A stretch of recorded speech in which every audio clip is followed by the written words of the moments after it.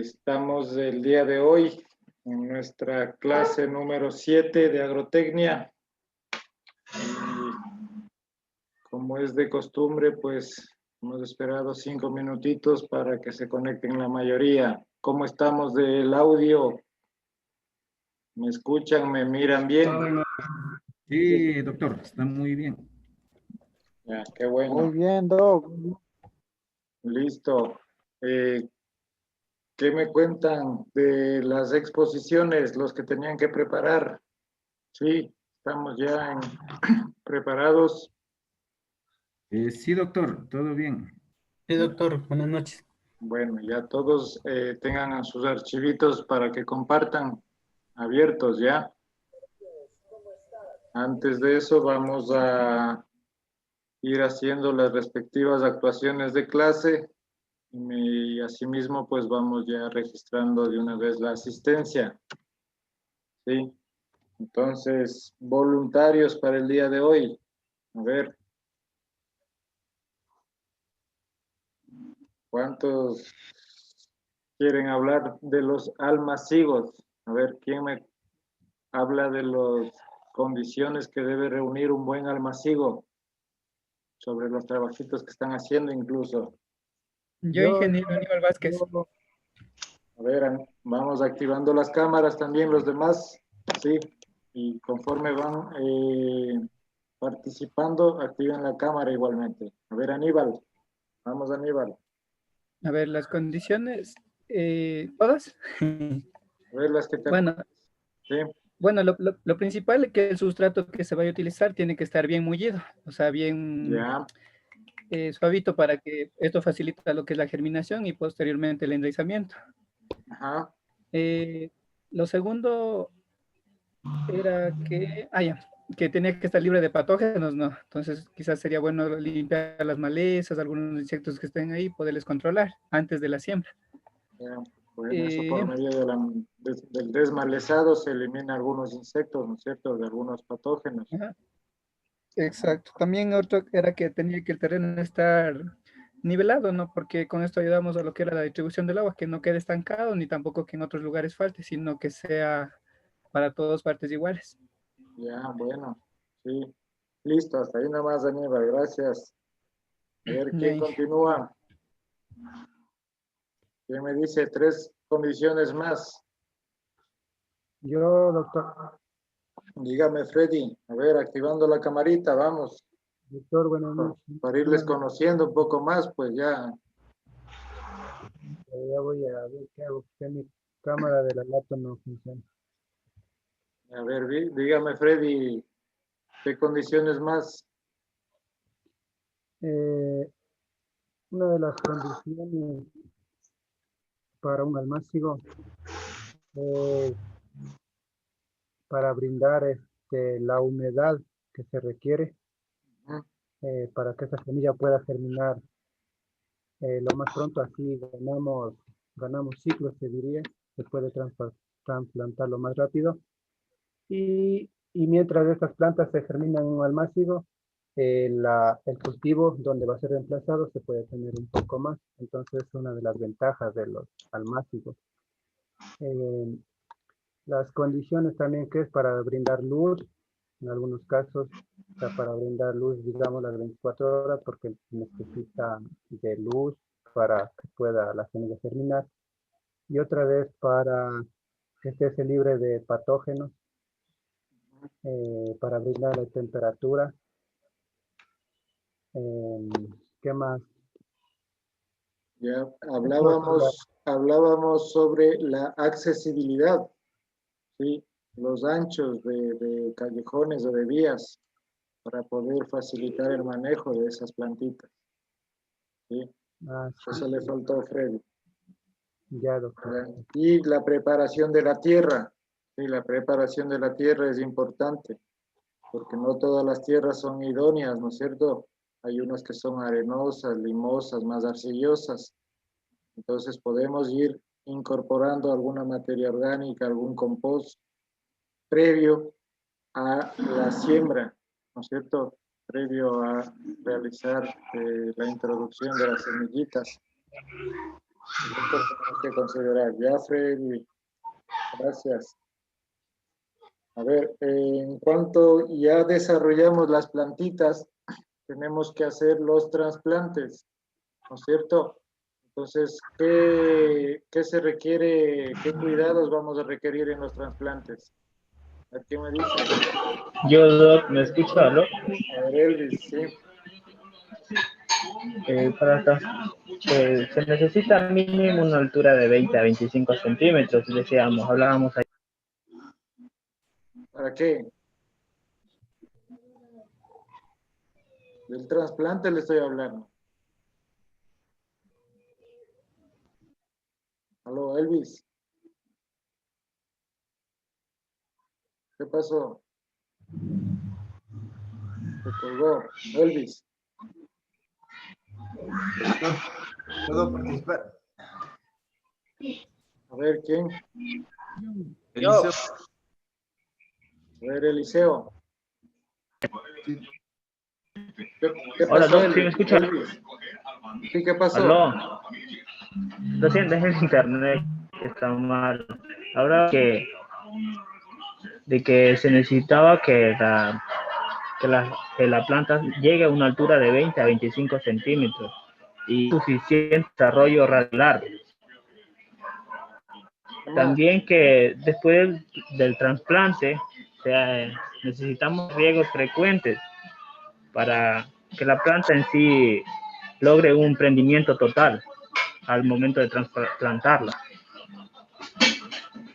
Bastante riego ¿Lo me escucha? antes del trasplante. Realmente es un frecuente. No se lo escucha bien. Bueno, ¿Lo me escucha, Doc? ya, Elvis, gracias. Gracias, ahí nomás. Ya. A ver, otro. Eliseo, Bien. ¿qué me decía por ahí? Sí, sí, doctor. Ya, Eliseo, a ver, dígame usted.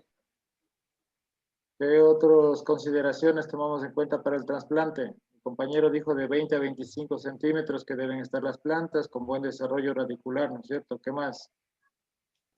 También decía que no es conveniente abonar inmediatamente cuando acaba de hacer el trasplante porque las plantas no están prendidas todavía al suelo. ¿Otra? Sí, otra, claro. También era que también hay que cortar parte del sistema foliar y Ya. porque se van perdiendo igual raíces cuando hacemos el trasplante y eso contrarresta problemas fisiológicos de la planta. Es como decir, es como un balance para que no se... Ya, eso estimula que la planta no decaiga, ¿no es cierto? Y se eliminan ciertos brotes o ciertas ramas para que se genere un nuevo rebrote en esas áreas. Pues estamos estimulando a la planta a que no muera del todo. ¿Ya? Bueno, Eliseo. ¿Qué Ya, más? doctor. Gracias. ¿No hay voluntarios? A ver, Y otra Hugo. recomendación había, ingeniero, Haroldo, a ver, Haroldo. bueno, colocar la semilla en los surcos y solo poner una matita. Pero ya estamos hablando del trasplante, ¿cómo va a poner la semilla? Digo, la matita, ponerla más grande, sacar del semillero la más grande. Ya. Una plantuela, compañero. Gracias, ingeniero. ¿Qué? Plántula, no plantuela. No me explica nada. ¿Qué me quiere decir Haroldo? No es que estos señores me interrumpen. A ver, explíqueme, ¿qué otra consideración se debe tomar en cuenta para el trasplante? Bueno, hay que humedecer el suelo, Ya, donde van a ir colocadas las plantitas. ya. Y ahí hay que ir, no hay que enterrarlas mucho. Por ejemplo, las plantitas grandes no hay como... ¿Se aconsejaría hacer una labranza antes del trasplante o no? Claro, Ya.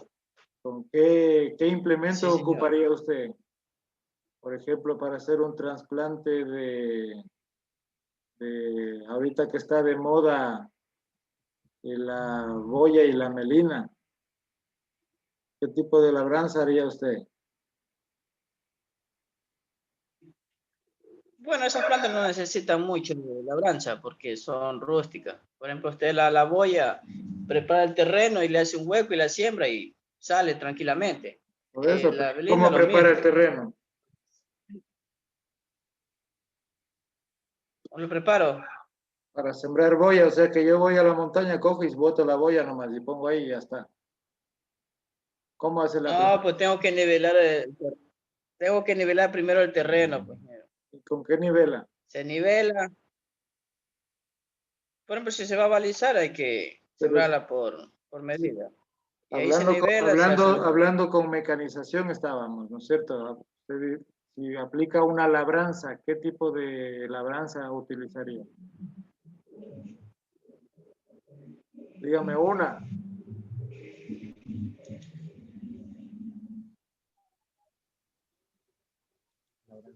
Ya no se acuerda. A ver quién le ayuda, Aristóteles. ¿Qué tipo de labranza aplicarías?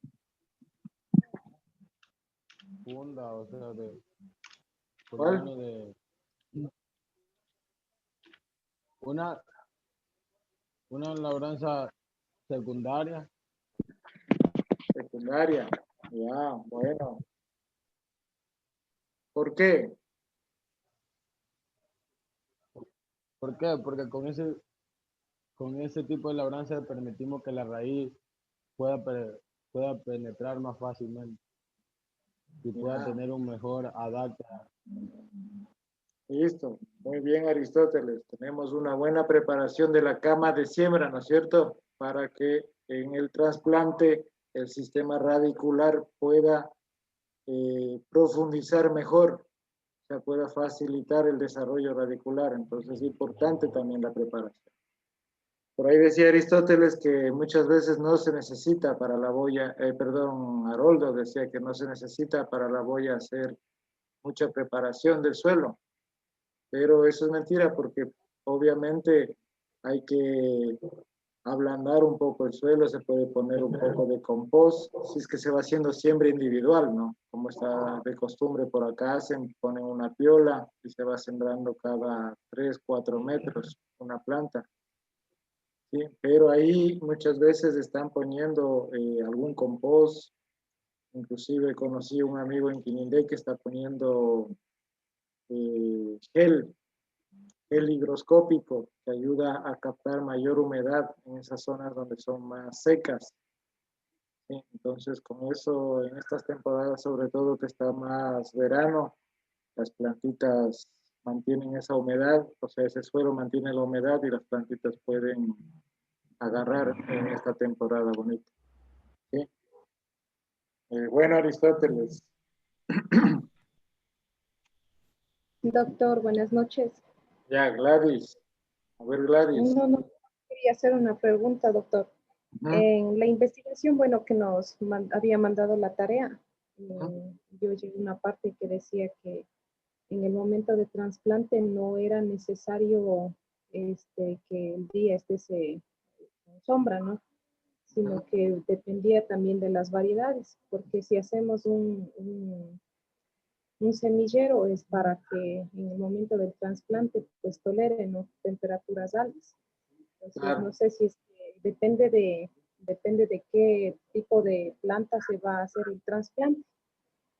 Adicionalmente a eso, la importancia también al momento de un trasplante, nos hablaba de que es importante clasificar según su tamaño y sembrarles, ¿no? Ya, como es ya siembra directa, pues ponerles en las camas de acuerdo a su tamaño para que no haya competencia. Y también es importante realizar una desinfección de raíces para no tener problemas futuros y asegurar una buena producción. Sí, muy bien, Gladys. Excelente aportación. Tal como dice la compañera, ¿no? O sea, es importante todas esas consideraciones que ella también nos está proporcionando mediante la lectura. ¿Eso lo vio, no es cierto, del PDF o dónde lo vio? Sí, algo del PDF y también estaba investigando en un libro que era de, no recuerdo el autor, pero Ya, justo bueno, chévere. hablaba de... Sí, es importante siempre, ¿no? Las lecturas, seguir profundizando. Eso va a mejorar su capacidad técnica, sus conocimientos. Y pues sí, todo lo que nos dijo Gladys tiene que ver mucho en lo que se está haciendo. ¿Algo decía Aristóteles? ¿Querías decir algo? Que, en lo que dice la compañera Gladys, en lo que dice que no importa el horario de siembra, pero no daría igual sembrar una planta a las 6 de la mañana, que está súper fresco, que puede ser mejor la adaptación, que sembrarla a las 12, a las 12 del día, cuando el sol está súper fuerte y me puede marchitar las hojas o me puede resecar, otro tipo de cosas. Ya, o sea, de eso de los horarios, la verdad no tiene mucha influencia, ¿no? O sea, mucha incidencia, pero depende el personal, la mano de obra, obviamente todos de que me prefieren trabajar en horas más frescas, pero de ahí que se puede hacer, como dijo Gladys, si el semillero tú lo estás haciendo en ambiente que está expuesto al sol, que está expuesto a una lluvia y todo eso, es para que tolere todas esas condiciones. Entonces no importaría si se está haciendo ese trasplante, si sabemos que tú ya tomaste las medidas de precaución o de prevención antes de hacer la siembra, el trasplante, o sea, tú ya humedeciste el suelo, a lo mejor hiciste un pre-riego, ¿sí? Para que no falte esas condiciones, mejoraste el suelo con algo de materia orgánica, a lo mejor en cada punto o en cada parte donde se haga el trasplante también vas a ir colocando algo de materia orgánica, algo de compost extra, algún fertilizante inclusive, o el gel que les decía, que se está haciendo ya la agricultura inteligente. Entonces todo eso influye para esta adaptabilidad en las plantitas y tienen que tolerar todas estas condiciones. Si es para invernadero o si es para ambiente externo, tienen que tolerar. ¿Ya?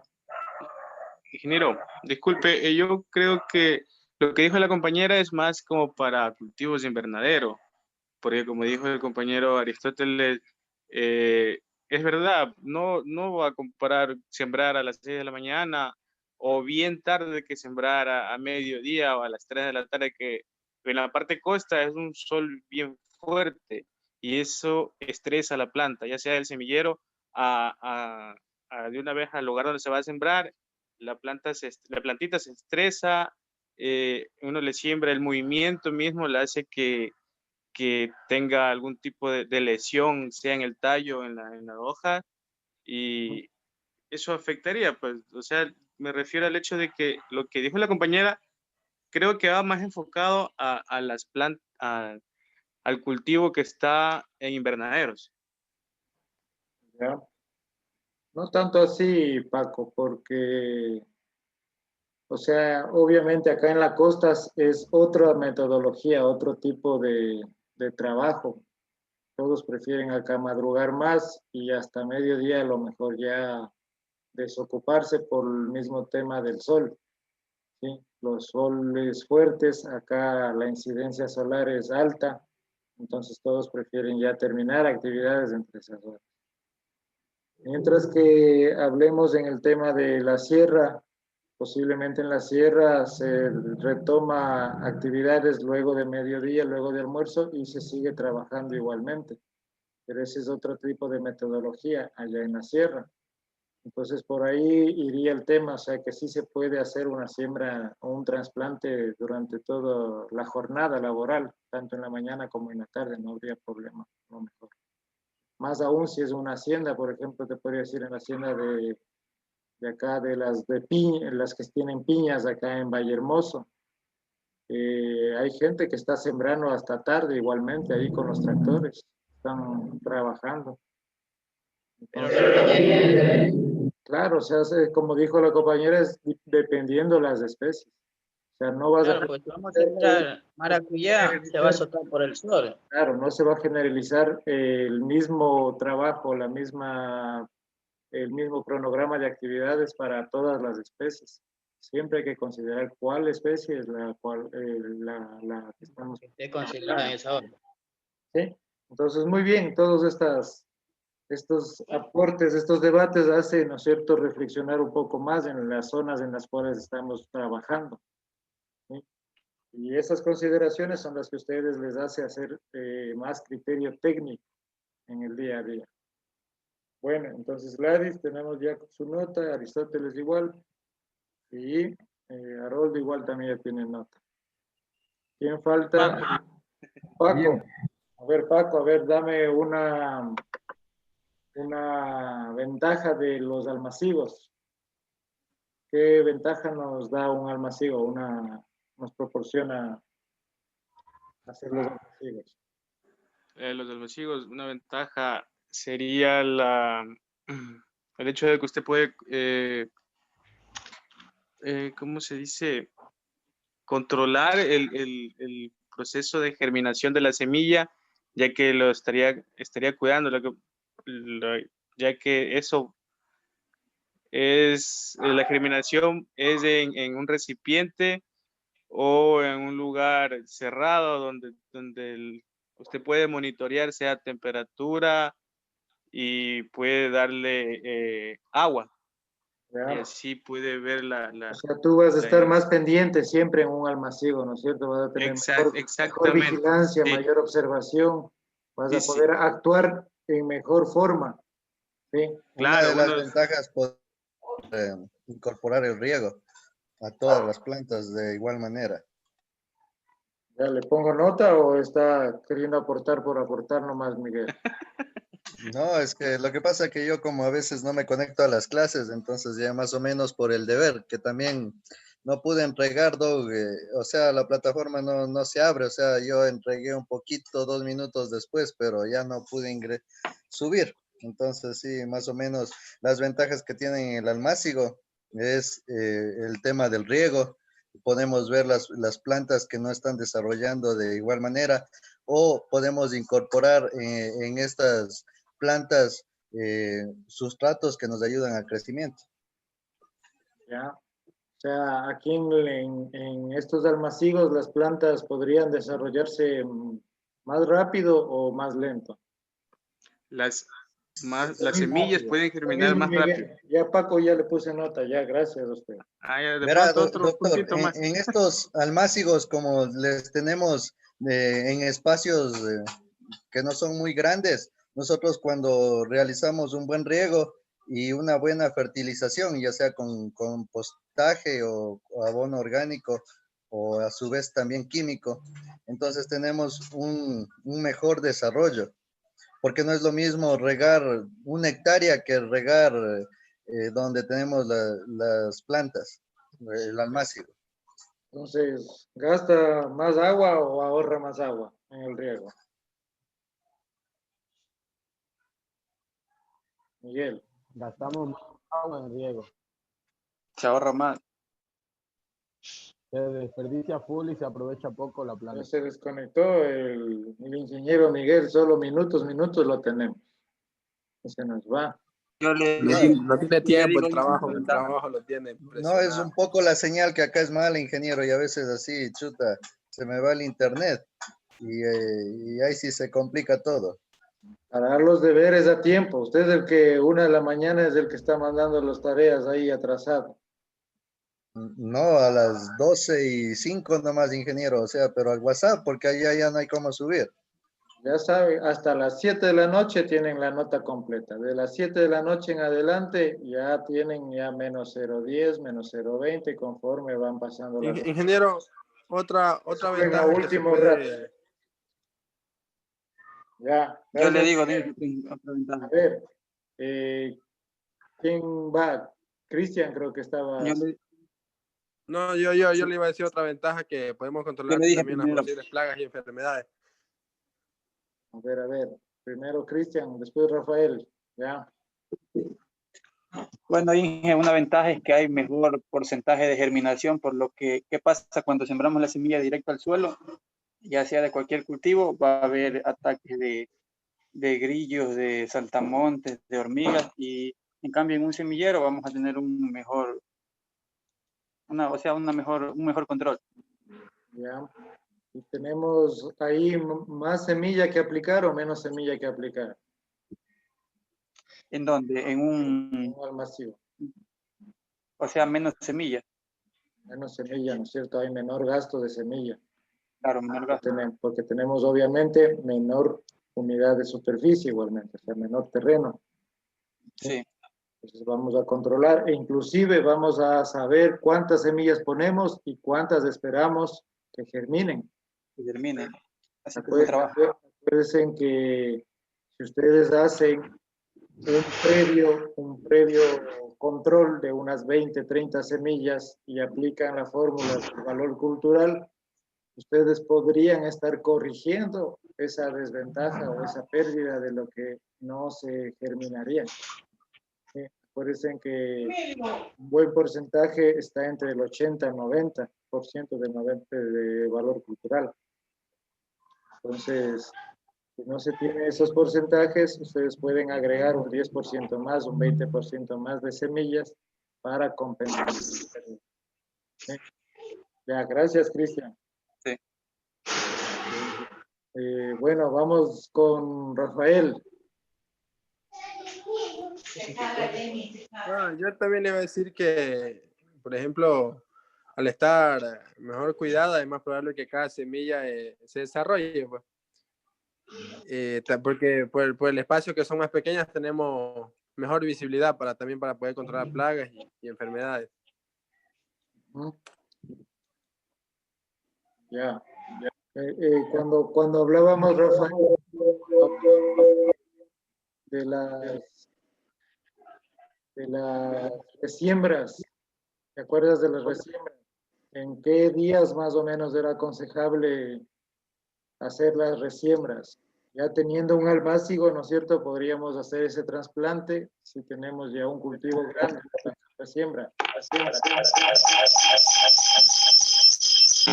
Haroldo, apague el micrófono. Por favor. Apague el micrófono, Haroldo.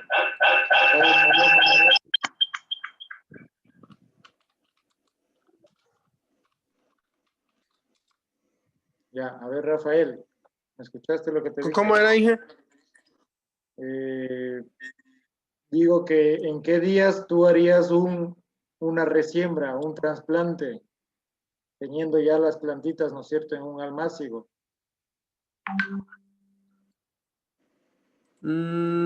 Sería de 8 a 12 días, Inge. ¿Qué dicen los demás? Yo le puedo ayudar, doctor. Buenas noches. 15 a 18 días. A ver, Cristian, Casa, a ver, dime. ¿Cómo está, doctor? Buenas noches. En base a una experiencia propia mismo, doctor, y en base a lo que se escucha, a mí me ha dado resultados de trasplantar las plántulas una vez que tiene ya de la tercera hasta la quinta hojita, doctor, en forma tradicional. Y eso me lo han dicho en todo tipo de asesoría técnica que me lo han sabido recomendar. O sea, 3 a 5 hojitas en el cultivo o en el almácigo. En el almácigo, doctor. O sea, en este caso en la bandeja.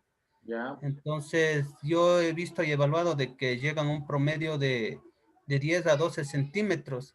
Y eso justo quería preguntarle el día de ayer porque escuché del compañero que decía también de que llega a 20 centímetros y a mí no me supo salir de esa dimensión en los 20 días. Dependerá la especie también, ¿no? Dependerá la especie, pero en literaturas puedes encontrar que desde 10 centímetros hasta 25, 30 centímetros inclusive.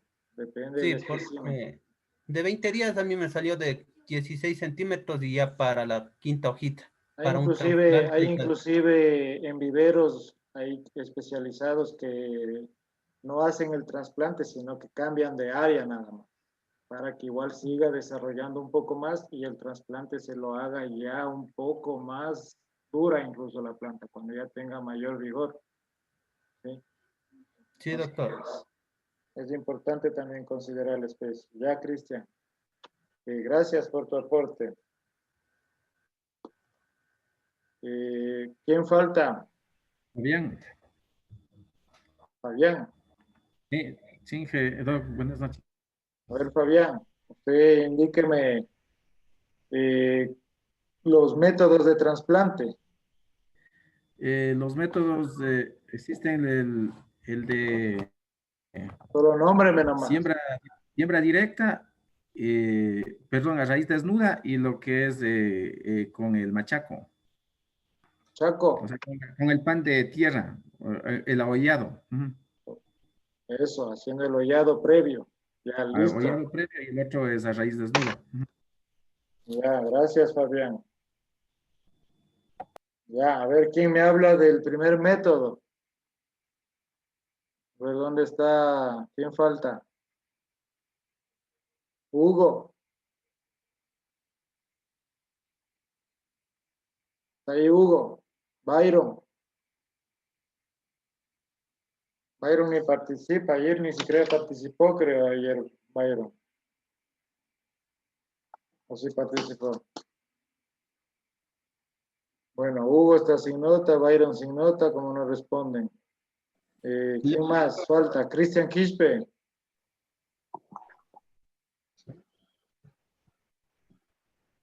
Rodolfo, tú también. Buenas noches, le doy tiempo en qué consiste el hollado. A ver, ya dime con el hollado previo. Ya, esto prácticamente hay que perforar, ¿no? Hacer el hoyo con la palona o máquina también, en dimensiones similares, sí, para poder trasplantar. Y como estamos hablando ya, esto de aquí, o sea, no habría un hollado, digamos, específico o estándar, porque estamos viendo que depende de la variedad y el tipo, todo eso. Entonces, tendríamos que observar nosotros mismos qué cantidad de raíces tenemos y ubicar la planta a la profundidad más óptima sería en este caso para que tenga un buen enraizamiento. Ya. ¿Qué más considerarías en esta parte?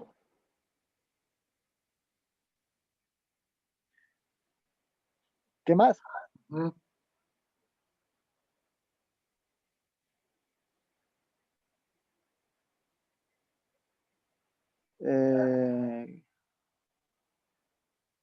Sería también entonces después del trasplante abonar con algún tipo de abono orgánico para que le ayude a enraizar, porque la materia orgánica como ayuda o tiene altos nutrientes, entonces le podría ayudar a enraizar más rápido. Ya.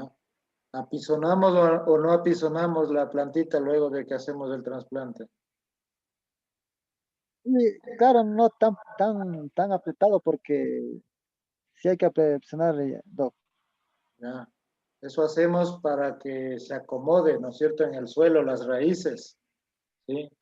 Entonces, Sí, sí porque es si no importante hacer una ligera presión cuando se haga el trasplante para que las raíces se adhieran bien a las partículas, ¿no es cierto? Sí.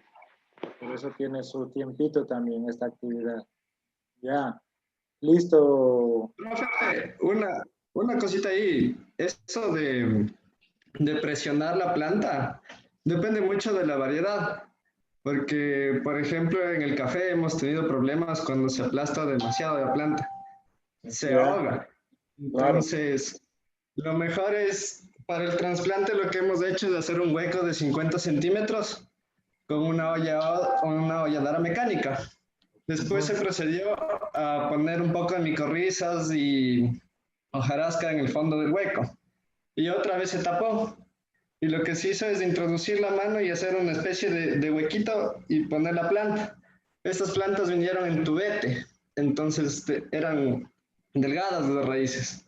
Entonces les coloca la planta y no se la presiona, se le deja ahí un poquito como acolmado, pero no se le presiona porque, como digo, se presionan las raíces y no va a tener una buena dirección. Eso.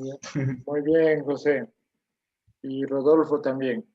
Gracias. Doctor, ¿puedo acercar algo ahí? Sí, a ver, Freddy, ¿algo me dices? Sí, lo que generalmente se hace en el trasplante es mm, se le sella con agua. Eso creo que es el mejor método para no estar apisonando, como decimos, demasiado o algo así. Solo se apega tierrita y se le sella con agua. Y queda bien.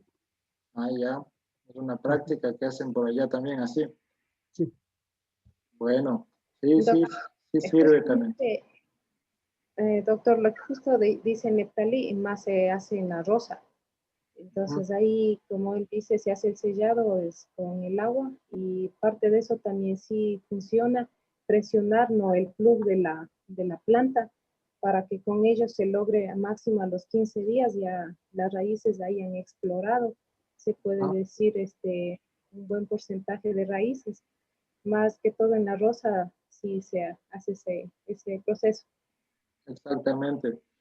Bueno, son técnicas, ¿no es cierto?, que se está incorporando igualmente, pero como dice Gladys, como dice José, el uno con la especie, por ejemplo, del café es muy distinto a la rosa, entonces cada quien verá cuál es la técnica que ha favorecido o ha dado mayor eficiencia o resultado. Y en base a la misma experiencia in situ, ¿no es cierto?, en campo. Ustedes no es que siembran solo 10 plantitas, están sembrando 1 hectárea, 2 hectáreas a lo mejor, o viveros de 10,000, de 20,000, 30,000 rosas. Entonces ya ahí por experiencia ya se ve qué técnica es la que está dando más eficiencia. ¿Ya? Entonces hay que irse apegando a eso. Bueno. Ingeniero, buenas noches. Pero, ¿qué técnica, disculpe, pero qué técnica es la mejor? Porque normalmente nosotros hacemos la técnica de hacerle hueco, ponerle el 10-30-10 debajo, una capa de tierra y dejarle unos 6 o 7 días para que se venga a destapar el hueco, para que se venga a secar con los rayos solares, para que se mueran todas las bacterias. Y de ahí, otra vez remover eso y poner el 10-30-10 con un raizante a lo que son las plantas de cacao. Y ya se le tapa, o sea, se le tapa todo, o sea, con la dirección al sol, normalmente que sembramos para que salga más rápido el cacao. Así nosotros hacemos. ¿Será esa técnica mejor o la que dicen los compañeros? No sé. ¿Y te da resultado o no? ¿Cómo prenden esos cacaos? Sí, sí, me dan resultado bastante. Ya, en mi opinión, o sea, ahí hablábamos, ¿no es cierto?, hace unos instantes, en literatura igual indica que la fertilización, por ejemplo, no iría ahí mismo, ¿sí? Debido a que ya estás sometiendo a un estrés el estado de trasplante mismo. Entonces, tú tendrías que ir viendo si esas actividades a lo mejor las haces posterior a la siembra, a lo mejor a unos 10 días, a unos 15 días posterior al trasplante, hacer la fertilización que dices con 10-30 días. Sí, en mi opinión, y a lo mejor coincidimos con literatura también de lo que se dice, porque en vano a lo mejor estás gastando todavía ese mineral sin hacer incluso un preestudio de qué tienes en el suelo. ¿Sí? Entonces, claro, se podría corregir más bien ese cronograma de trabajo haciendo un previo análisis para ver qué es lo que tienes y de ahí sí tú partir con lo que tienes. ¿Sí? O sea que... Porque muchos a lo mejor en el centro agropecuario, en el centro, ¿no es cierto?, agrícola, te va a decir, póngale esto así, así, así. Y si es 30 o 50, claro. póngale más mejor. ¿Cierto? Es que, Es claro, por vender más que todo. eso es lo que dicen, eso es lo que dicen los ingenieros. Los ingenieros dicen, hagan esto, entonces. Pero por eso mismo ustedes están estudiando, ¿no es cierto?, las técnicas. Claro, exacto. No se Exacto. dejen, Por eso, o sea, quería no se dejen comentarle mi sorprender, experiencia. no se dejen tampoco llevar a veces por lo que es el mercadeo y la línea comercial. al que vende fertilizantes o productos le va a interesar que tú le compres más, ¿no es cierto? Claro. Pero tú tienes que aventajarte con trabajos o con recursos que se disponga de manera agroecológica. Al menos en un trasplante lo que se necesita es más materia orgánica, más bien, ¿sí? Para mejorar O sea, le estoy matando la raíz. para mejorar la captación de humedad. Y posterior a eso, podrías hacer ya una fertilización química en adelante. Ya cuando- No, no es que le estés matando a las raíces. De funcionar te va a funcionar. El tema es que estás aplicando más de lo que de pronto el suelo necesita. O sea, gastando dinero de tu gusto. En vano, a lo mejor sí. Claro. Ya, Julián. Ok, gracias, ingeniero.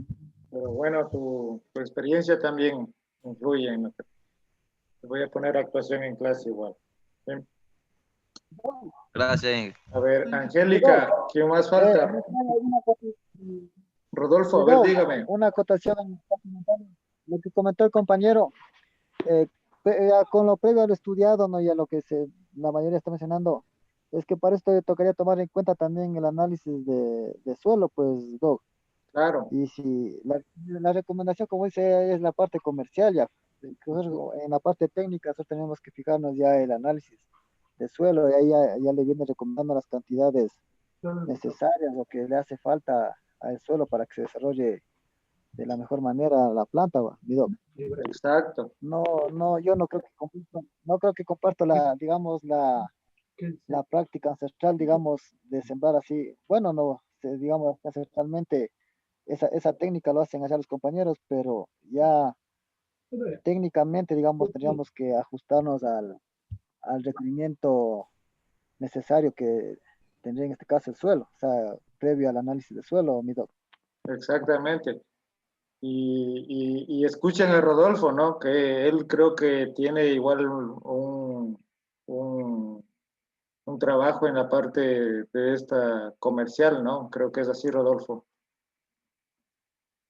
Entonces, sí es importante que...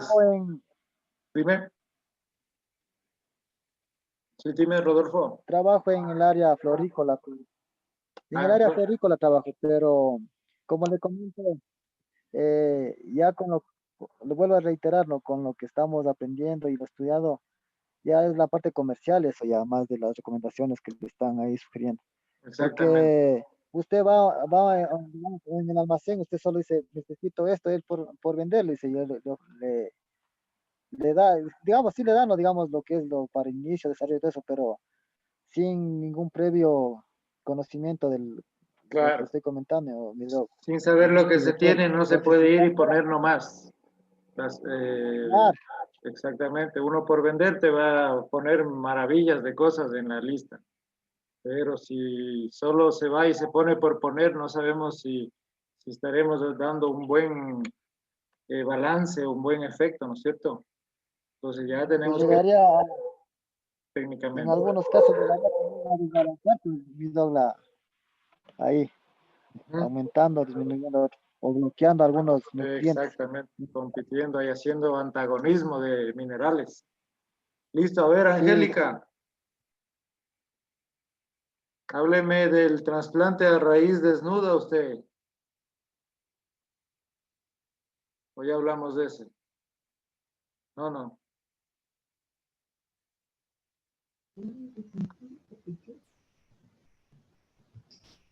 ¿Se me escucha?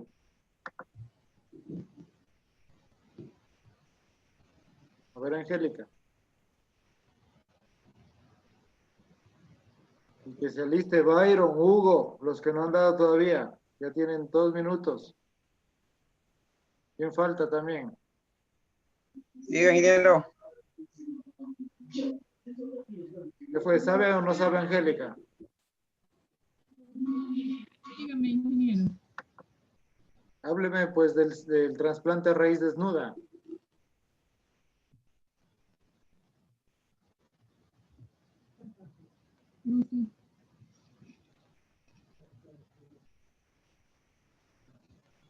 Estuve atenta hasta cuando se hizo el trasplante con el hollado previo. De ahí ya me desconecté. Ya. A ver, Angélica, el de raíz desnuda, ¿no se acuerda? No. Ayer nos explicaba el compañero del liceo incluso. ¿No se acuerda? Para revisar. A ver, Hugo. Dígame, ingeniero, buenas noches. A ver, hable usted del trasplante a raíz desnuda. El trasplante de la raíz desnuda es cuando uno pues recoge todas las raíces y le envuelve pues en la misma tierra para que las raíces no queden afuera del orificio que hemos hecho para sembrar. Como quien dice, la recogemos para que todas las raíces queden en el mismo hueco. Seguro. Seguro. ¿Cómo hacemos la extracción desde el almacigo para el trasplante de la plantita? ¿Cómo hacemos la extracción? Ah. ¿Cómo la sacamos de la bandeja? Debe estar la bandeja con suelo firme, Tiene que húmedo, seco. Tiene que estar la bandeja bien húmeda para que así no se pueda deshacer la tierra, entonces se va con todo y tierra y revuelta con todas las raíces. Ya, ¿y de dónde se coge la plantita? ¿De dónde se la toma para hacer el trasplante? ¿O cómo se la toma? Se la saca de la bandeja, pues de la bandeja que hemos hecho al almácigo, le sacamos de ahí y le ponemos directo al orificio. ¿De dónde le cojo? ¿De la hoja, del tallo, de la raíz? No, pues le cojo del tallito, de ahí luego le cojo la raíz para que no se pueda resolver la tierra y le tiro al orificio. Algo se defiende. Pero bueno, revisar, no es lo ideal, ¿no es cierto? Se toma con el dedo pulgar y el índice, ¿sí? Desde la basecita del tallo. Y debe estar con suelo previamente remojado, ¿sí? Para que se facilite la extracción. Ya, entonces, una vez extraído, el suelo igualmente al que se va a trasplantar tiene que estar totalmente bien mullido, muy suave, ¿cierto? Para que no presente... O ese tipo de trasplante también se lo realiza en la época de invierno, ingeniero. Se puede hacer en invierno, ¿no es cierto? Porque ya está previamente remojado. Entonces es más fácil introducir estas raíces desnudas, obviamente, ¿no es cierto? Que las tenemos. Y con mucho cuidado la extracción desde el almacigo.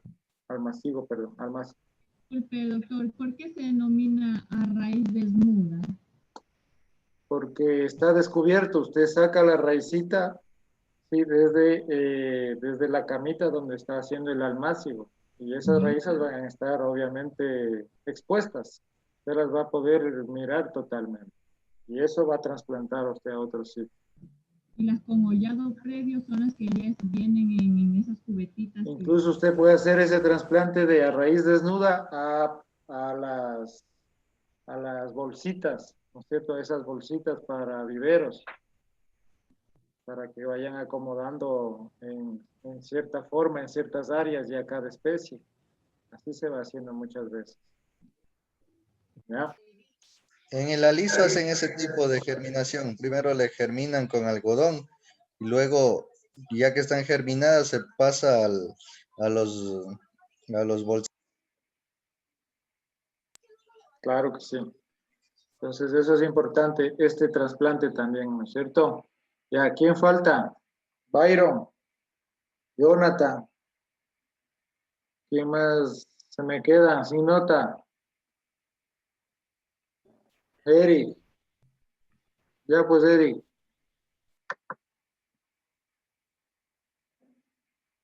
A ver, ayer hablábamos de las labores. Dígame, nómbrame nomás, Eric. 3 labores culturales de las que hablamos ayer.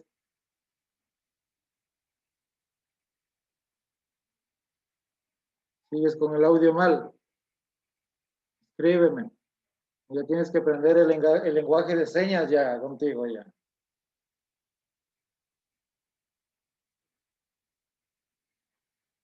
A ver, ¿qué fue? 3 labores, rapidito, escribe. Y ahí mismo, Jonathan. 3 más. Buenas noches. de las labores que vimos ayer. Sí. ¿Qué fue, Eric? ¿No te acuerdas? Recién revisando las diapositivas.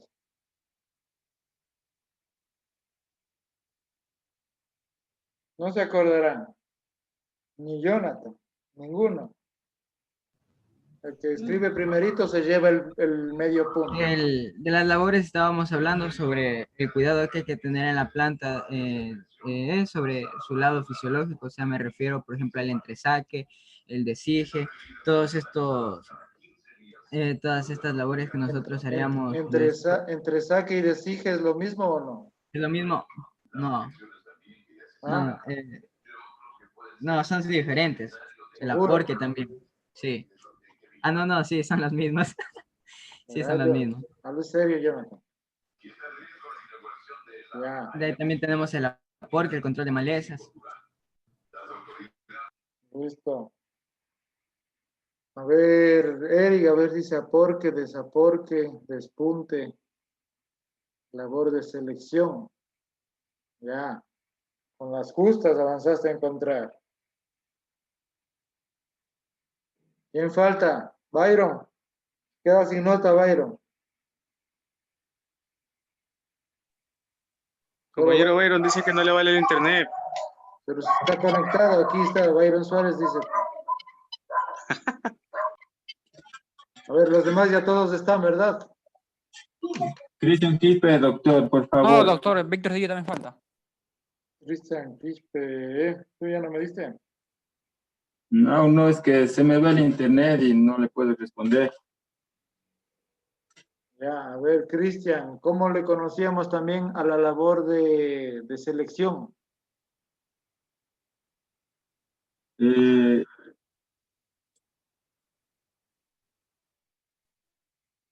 ¿Qué nombre?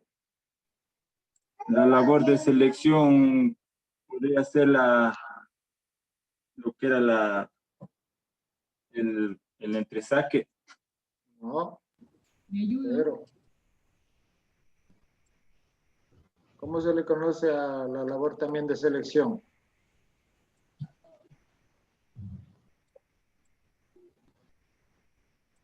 ¿No te acuerdas? No, doctor, disculpe. Ya, pero háblame entonces de en qué consiste esta labor.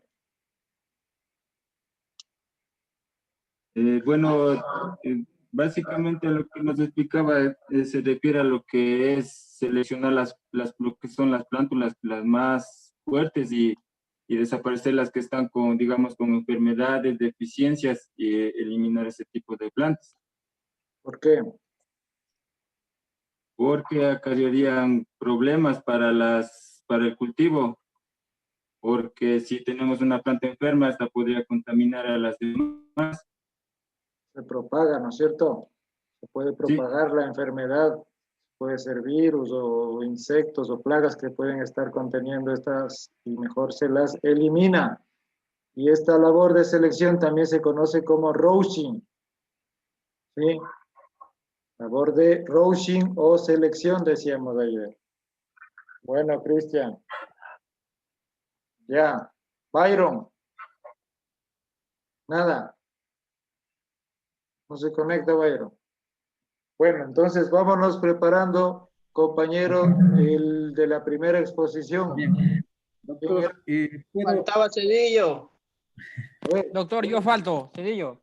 Pues no se manifiesta, pues ya estoy diciendo desde hace rato quién falta. A ver, Víctor, hábleme usted de otra labor. ¿Cuál se acuerda? La labor de retape. Ya, ¿en qué consiste? Consiste en retapar la planta para que no sufra mucho ataque de lo que son insectos en la parte del tallo, en la cepa, donde nace la raíz. De retape. Sí, de retape. Esas les di yo, seguro. Sí. Sí. Ya. ¿Se acuerda de los tipos de tutoraje? El mismo Víctor. Era el simple y el compuesto. Simple y no era compuesto. ¿Cómo era?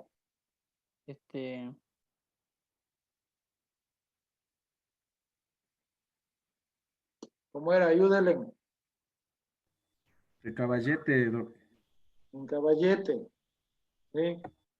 Tenemos los dos tutorajes, simple y en caballete. Ya, Víctor, las justas.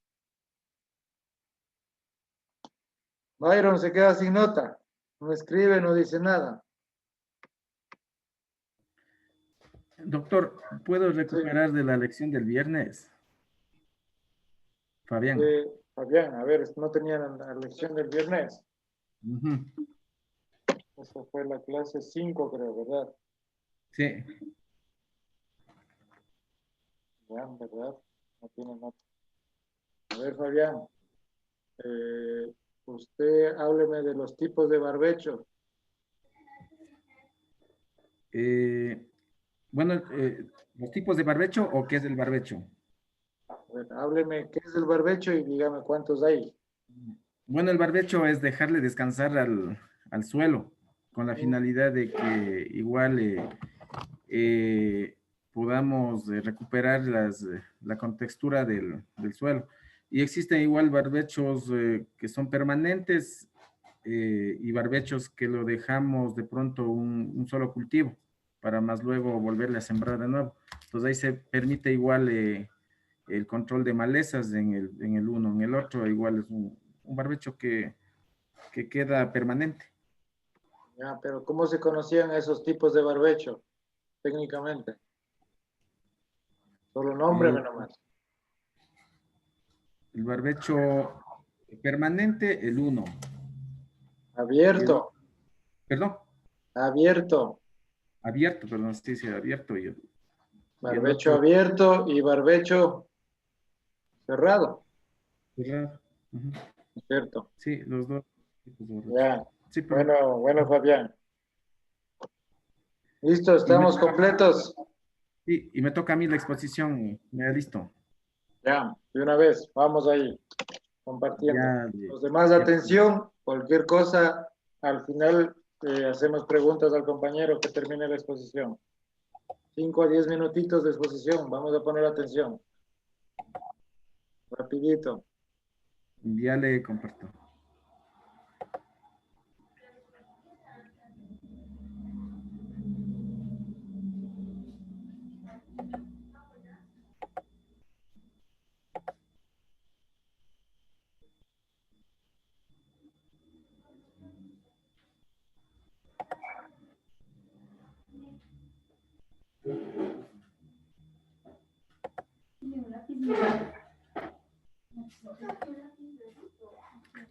Bueno, ¿sí me escuchan? Sí, se ve bien. Bueno, buenas noches, compañeros. Bueno, en esta ocasión me ha tocado igual exponer acerca del agua y los riegos. El agua es fundamental, como el agua es como el elemento vital que da vegetación exuberante. Déjenme cortarle esto, me está estorbando un poquito.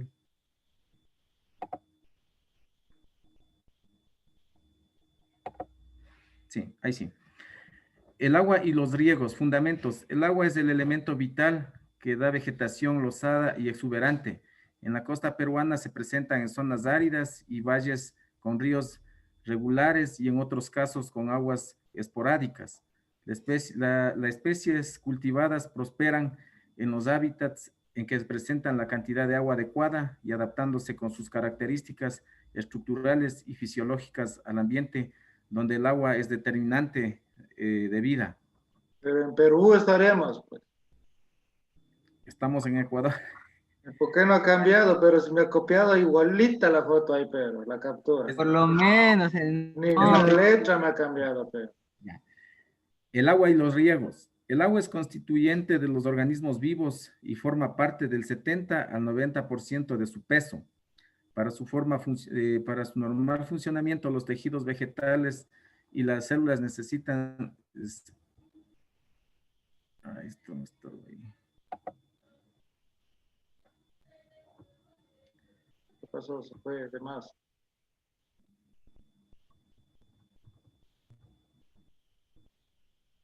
Exacto. Tengo un problema aquí que no me permite leer. Nosotros sí vemos bien. Sí, pero tengo aquí un problema. Vuélvale a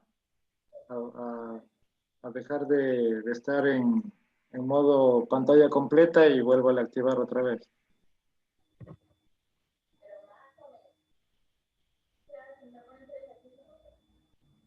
Y compártale acá abajo en la, digamos, hágale en pantalla completa. Sí, pero aquí me queda una que dice hablando. Ujú. No me permite leer bien esto. Pero si se sabe, dele nomás. Quitarle esto.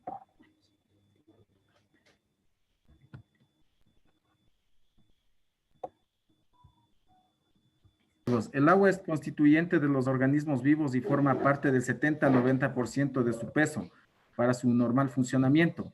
Los tejidos vegetales y sus células necesitan estar dotadas de agua que los mantiene turgentes, es decir, con presión interna, conservan su forma. El agua es componente del protoplasma y participa en el metabolismo de los procesos bioquímicos de la fotosíntesis.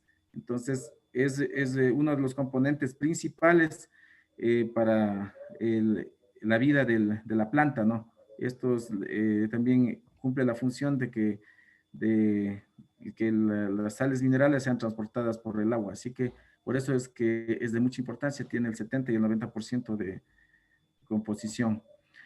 El resto del 10 y el 30% del porcentaje es material seco, constituido en el 90% o más del carbono, hidrógeno y oxígeno. El carbono viene del aire, el oxígeno y el hidrógeno proviene del agua y el resto de elementos proceden del suelo con los 3 elementos minerales siguientes. En macro, el nitrógeno, el fósforo, el potasio, el magnesio, el azufre y el calcio. En micro, el boro, el cloro, el cobre, el hierro, el manganeso, el molibdeno y el zinc.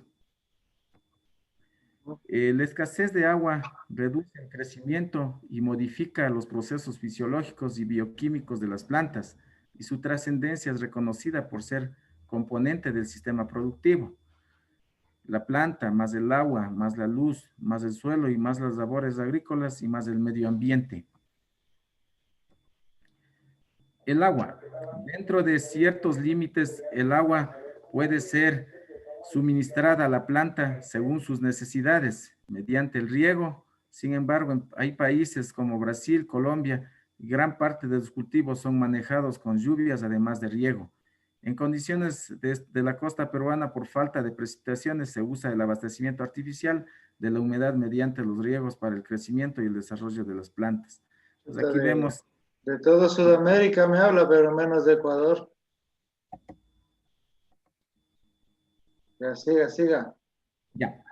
El calor y la insolación. La luz no puede ser regulada globalmente por el hombre, porque no es posible modificar la cantidad de luz y el calor para un terreno bajo, cultivo, a excepción de invernaderos y viveros. Entonces, esto nos quiere decir de que igual la forma de nosotros igual podemos un poco bajar un poco la insolación es a través de la utilización, como vemos ahí, del sarán para realizar o la tela rachet, que se lo usa para bajar el impacto de los rayos solares, ¿no? Que también hace mucho daño cuando hay este proceso de insolación. Entonces es demasiado fuerte y estresa igual a las plantas. El suelo, como elemento de soporte y como elemento físico y químico, puede ser modificado o mejorado por el hombre dentro de límites y de fuertes costos. Entonces ahí vemos igual nosotros un ejemplo de donde están removiendo con maquinaria pesada, igual modificando igual todo la composición que tiene, la estructura que tiene igual, ¿no? Acá vemos la otra foto que igual están avanzando en la frontera agrícola hacia los páramos. El manejo cultural, es decir, la aplicación de labores culturales para mantener a la planta en mejores condiciones dentro del límite amplios de vida. De estos elementos de la producción del agua se constituye el más importante, sobre todo cuando se aplica bajo riego. Aplicar la óptima cantidad de agua que lo requieran las plantas para en su oportunidad significa asegurar la en gran parte del éxito, ¿no? Entonces aquí vemos algunas actividades culturales, un manejo cultural, por ejemplo, aquí se aporca para mantener igual la humedad, ¿no? Y también vemos que aquí mismo lo han optimizado de mejor manera. Tenemos las papas con sistema de goteo, igual acá en esta otra imagen, igual vemos la optimización que tenemos que tener con el riego, ¿no? Porque justamente como es escasa en nuestro planeta, tenemos que aprovechar al máximo y optimizar, por ejemplo, este es un sistema de goteo. El agua también constituye el medio que aporta los minerales del suelo y dentro de la planta las sustancias elaboradas por las células hacia los puntos de utilización o acumulación. Entonces, como les decía en la primera diapositiva, también el agua siempre es fundamental porque igual a través de ellas vamos a transportar todos los minerales y que mediante el proceso de fotosíntesis vamos a dar origen ya a toda la estructura de la planta, no tanto follar como del tallo y como la parte final que son el fruto. Entonces es muy importante y cumple un rol fundamental. Además, el agua interviene en el proceso de fotosíntesis, formando los compuestos orgánicos que constituirán la madera, las fibras del follaje, las flores, los frutos, las semillas y otros órganos de gran valor para la vida del hombre y los animales. Entonces, nosotros vemos que aquí, igual la mayor parte de los productos que nosotros cosechamos tienen agua, ¿no? Están compuestos el mayor porcentaje de agua, tanto estas especies que son las frutas y las verduras, y por supuesto se ha transformado acá en estos compuestos de madera.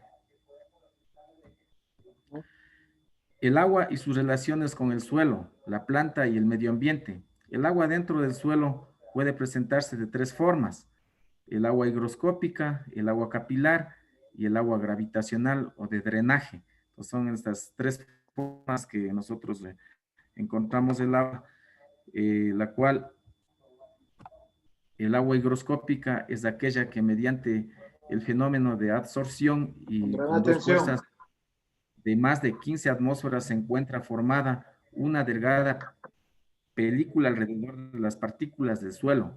Tiene muy poca importancia agrícola por constituir láminas extremadamente delgadas y finas y fuertemente retenidas, no accesibles a las raíces de las plantas. Entonces, esta agua es justamente la que la planta no puede, ya no puede absorber, ¿no? Porque es la mínima, estas se encuentran ya adheridas al suelo y no permite que esto igual puedan tomar las plantas, esta agua higroscópica, ¿no? Hasta ahí, compañeros, mi presentación. Ahí sí preguntas para poderles igual contestar. Ya, déjanos de compartir, por favor. Ya. Listo. Hasta aquí el compañero. ¿Qué les pareció?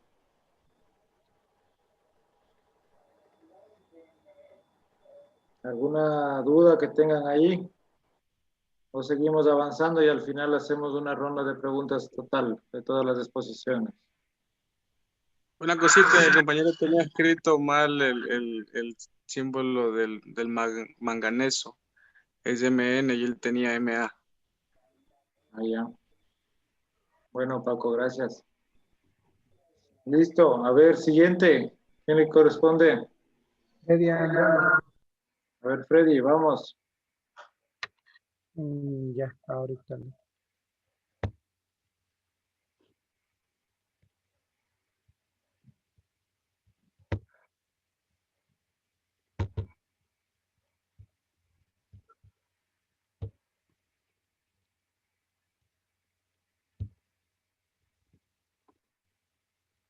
Ahí, doctor, sí, está bien. Sí. Ya. Buenas noches de nuevo con todos. Mi tema es el agua y sus relaciones con el uso, con el suelo, digamos, la planta y el medio ambiente.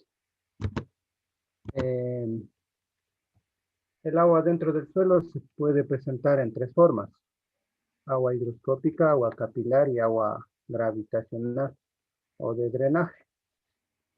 ¿Qué corresponde o qué dice en esta agua hidroscópica?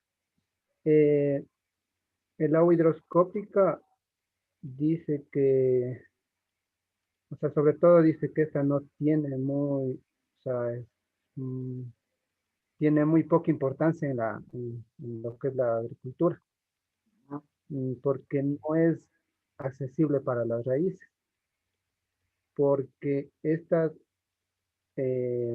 están formadas con una pequeña película alrededor del suelo, adheridas entre sí, entonces las raíces no puede absorber.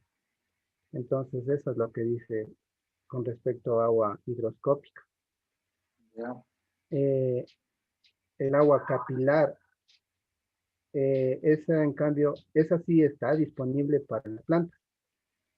Es el agua que se encuentra entre los espacios del suelo, digamos en este caso como en la porosidad que se encuentra entre partículas, ahí se encuentra esta agua, entonces sí está disponible para las plantas.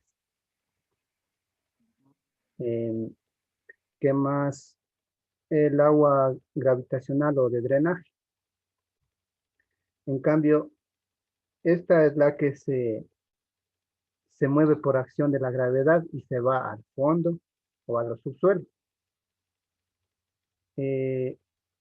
Entonces, esta agua gravitacional es cuando, por ejemplo, llueve demasiado o regamos a gravedad, entonces inunda, digamos así, y se va al fondo y también no puede estar disponible para las plantas porque se pierde al fondo del suelo.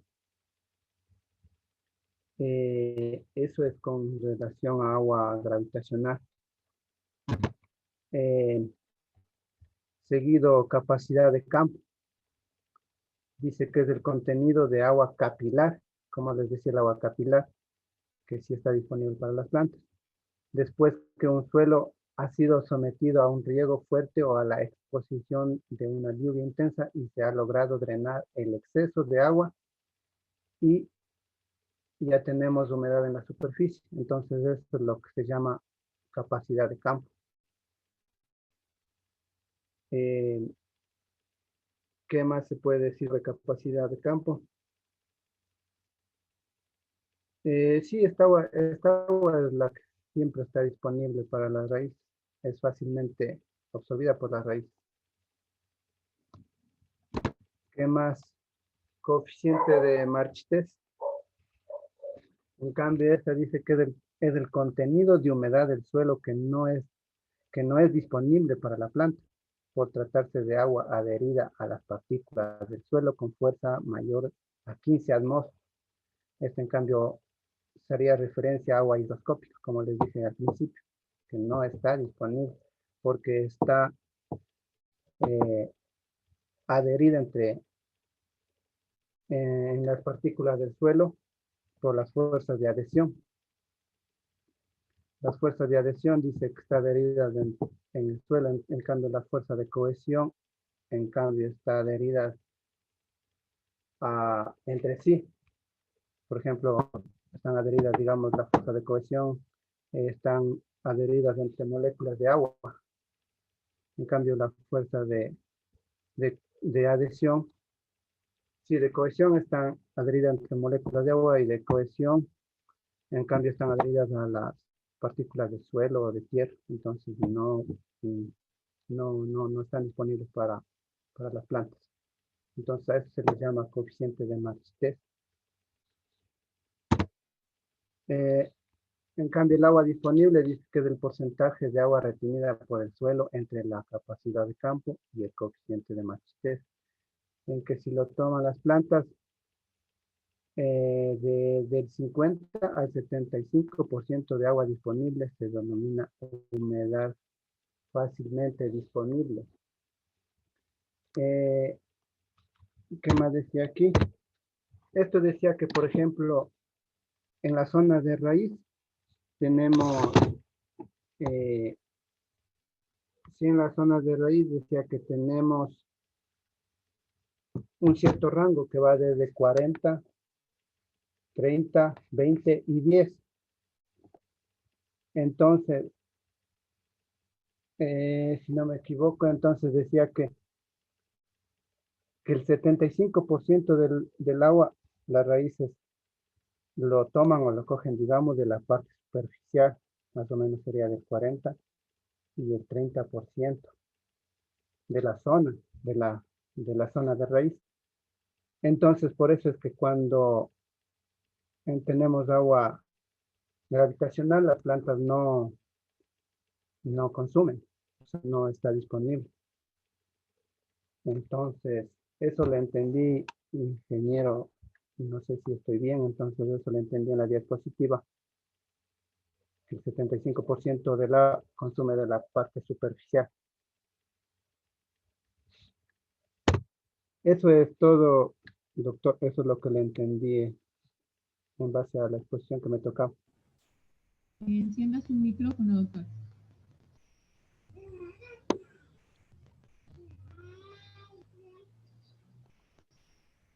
Ya, a ver. Muy bien, entonces, Freddy. Vamos ya más adelante a reforzar un poquito todo lo que nos vienen explicando igual ustedes. ¿Sí? Vamos con el siguiente. Yo voy.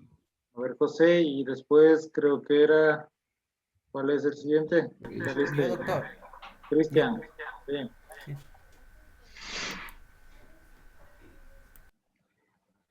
¿Ya? Ahí sí se ve. Sí. Buenas noches con todos. Ya les voy a hablar sobre los factores de la distribución y retención de agua.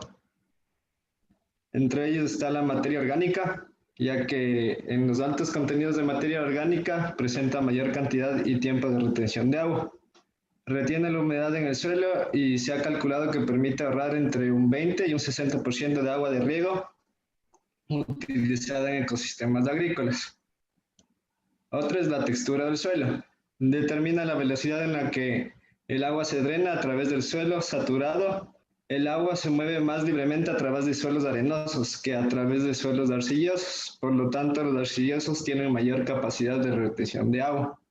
Un suelo arcilloso se conoce como un suelo de textura fina, mientras que un suelo arenoso es un suelo de textura gruesa.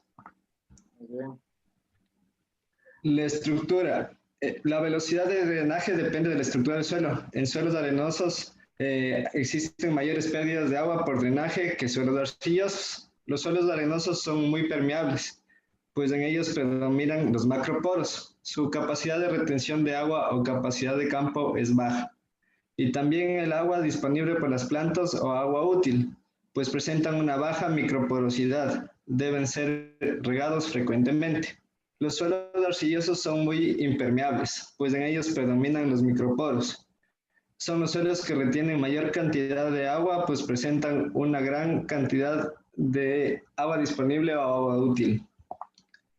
De ahí es el Harpand. Esto se forma por repetidas araduras a la misma profundidad en un suelo arcilloso. En otros casos, como zonas lluviosas, las partículas del suelo arcilloso son arrastradas hacia el subsuelo, convirtiéndose en una capa impermeable al agua. Al existir el Harpand en los suelos cultivados se establecen condiciones que alteran la distribución normal del agua. Un terreno con Harpand está siempre en peligro de encharcarse, sobre todo si existe la tendencia de aplicar grandes volúmenes de agua. También en tierras de regadíos, el lavado de los materiales finos arcilla se define bruscamente a una distancia de la superficie, y por el arrastre de estas partículas, la arcilla de cal forma el Harpand calcáreo y duro, conocido como greda. El efecto que causa el cascajo es en suelos establecidos sobre una capa de cascajo suelto, la distribución del agua es irregular. Por cuanto el agua atraviesa el suelo, llega al lecho del cascajo y comienza a perderse por gravedad, sin que pueda ser absorbida por las raíces. Se recomienda que los riegos sean ligeros y frecuentes. Estos suelos cascajosos son comunes en la costa y en laderas de las zonas andinas. De Perú. Y los efectos de la labranza, perdón. No, siga. Ya, los efectos de la labranza, el laborado del suelo de manera frecuente y profunda es lo que permite mejores condiciones para el éxito óptimo de la distribución del riego. Cuando más profundo se muelle el suelo, mayor será la cantidad de agua que se puede ser almacenada, incrementando su capacidad de campo. El agua, por su peso, tiende a compactar el suelo y en base a ello se recomienda cultivar para dar una soltura en el intervalo de los riegos y conceder una mejor distribución y evitar en parte las pérdidas por evaporación y percolación. Gracias. Ya. Entonces hemos tenido 6 puntos aquí que nos indica José, ¿no es cierto?, los factores en la retención y distribución del agua. Recordarás en materia orgánica, textura, estructura, el hard pant viene a ser el pie de arado muchas veces, en inglés, ¿sí? Entonces, eso es como vimos por las repetidas ocasiones, ¿no es cierto?, de estar pasando a la misma profundidad del arado. Entonces, esto se va a formar una compactación, haciendo que en una parte de los perfiles del terreno se forme un lecho duro, ¿sí? Entonces, este es el harpa. El otro sería el cascajo, ¿no es cierto?, el efecto del cascajo. Esto, si está suelto al menos, va a determinar una distribución irregular del agua, ¿no es cierto? Entonces va a afectar la absorción. Y la otra sería las labranzas, el efecto de las labranzas. Entonces acuérdense que son 6 factores que inciden directamente sobre la distribución y la retención del agua. ¿Recordarás? Listo, vamos con Cristian. Buenas noches, doctor, compañeros. ¿Sí se escucha, doctor? Sí, estamos bien. Bueno, yo les voy a dar a conocer en esta noche el tema de las vías de pérdida de agua del suelo y su control.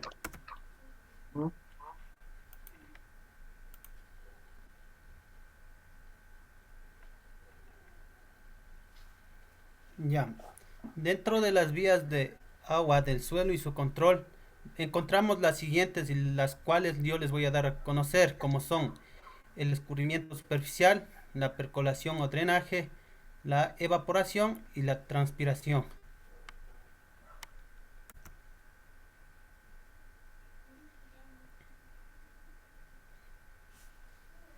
El escurrimiento o escorrentía implica movimiento de agua y su pérdida por la superficie del suelo, más aún cuando presenta pendiente o cuando se implican riesgos pesados o ante lluvias fuertes. Por ejemplo, en el riego por surcos hay mayor posibilidad de pérdida de agua que en el caso de riego por su sumersión o por pozas. En ambos casos, no toda el agua escurrida de un campo puede ser dar por perdida, sino que puede ser recogida por una acequia o desagüe para ser utilizado en un campo inmediato, como se da a conocer acá en las imágenes que tengo a los lados, que se utiliza, claro, en los cultivos tradicionales, ¿no?, de nuestros, bueno, podría ser en este caso en el cultivo de arroz también, como se observa en la imagen del medio. Otro de los ejemplos es regar mediante surcos o pozas, como se ve en la imagen tercera, las cuales son muy factibles, ¿no? Bueno, en tipos de cultivos que están a campo abierto, se ve muy comúnmente este tipo de desagües que van a dar a terminar en los cultivos en campo abierto. Reducir la velocidad del agua. Esto también tiende a que mientras menos velocidad tenga el agua, va a humedecer más el campo y va a tener una capacidad de campo mucho más mayor. Otra también es mullir el suelo para aumentar la penetración del agua, es como les acababa de decir, porque tiene una menor velocidad del agua al momento de circular por el suelo. También es muy importante de no causar bastante abundancia o inundar los campos, ¿no? Serían técnicas para impedir o sea, el escurrimiento, ¿no es cierto? Sí, doctor. Ya. Pérdida de agua por percolación, drenaje o filtración. Se produce cuando el suelo recibe una fuerte cantidad de agua, lluvia o riego, muy superior a su poder retentivo, lo que trae por consecuencia una pérdida por filtración de agua, libre a capas inferiores o por acción de la gravedad. Aquí como están las acequias, o más va a depender desde la pendiente que tenga el cultivo en este caso. La percolación es una grave pérdida por el valor de agua misma y por el lavado de elementos nutritivos que ocasionan, y es mayor en terrenos arenosos que en arcillosos.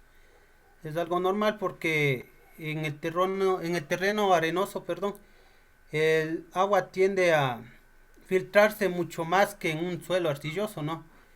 Las tecnologías de control de percolación se basan en desarrollar alta capacidad retentiva del suelo mediante movimiento, incremento de la materia orgánica e incorporación de geles. Doctor, en este caso yo tengo también una experiencia que hice con el gel de marca Hydrokeeper. Entonces yo probé en lo que es el tomate en limón, en plantitas de limón y de tomate de árbol. Realizamos a una super profundidad, ¿no?, del suelo de unos 20 centímetros. Le enterramos al gel. Y estaba también cada platita tenía un sistema de goteo. Pero llegó una temporada en que el gel ya no tendía a ser la misma efectividad que al inicio, porque como que no tuvo la reacción adecuada al momento de que se tendió a quedar sin el mismo periodo de goteo, porque creo que es algo importante el gel. Si nosotros vamos a tener ocasiones que no vamos a tener la suficiente cantidad de agua, el gel no va a funcionar, doctor, porque una vez que le dejamos secar al gel, ya no tuvo la misma reacción al momento de volver a contener agua. Elvis, desconecte el micrófono. A ver, Cristian, sí, y justamente si es que se va a estar incorporando agua continuamente en el gel, sí se puede provocar alteraciones posteriores, y ya una vez que se deje secar por un periodo más o menos largo, ya no va a retener de la misma forma ese juez. Pues a lo mejor por ahí falló algo, hubo exceso de agua y después se dejó secar mucho y eso afectó. Claro, esa era una de las experiencias que les iba a dar a conocer a base del gel. Bueno, igual en lo que dicen los suelos con buenas condiciones de absorción para el agua, siempre es necesario que el drenaje sea rápidamente con la finalidad de alejar de las zonas del sistema radicular. Esto, bueno, es por lo que muchos cultivos, ¿no? Bueno, acá en lo que es la región sierra, no son de abundante agua porque también causa un daño en el sistema radicular.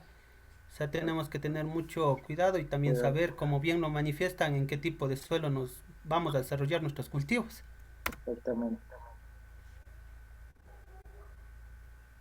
Ya, pérdida de agua por evaporación. El agua se evapora cuando entra en contacto con el aire, siempre que esto no se encuentre saturado de vapor de agua. Bajo las condiciones normales de la superficie terrestre, el aire se encuentra más o menos debajo de su punto de saturación.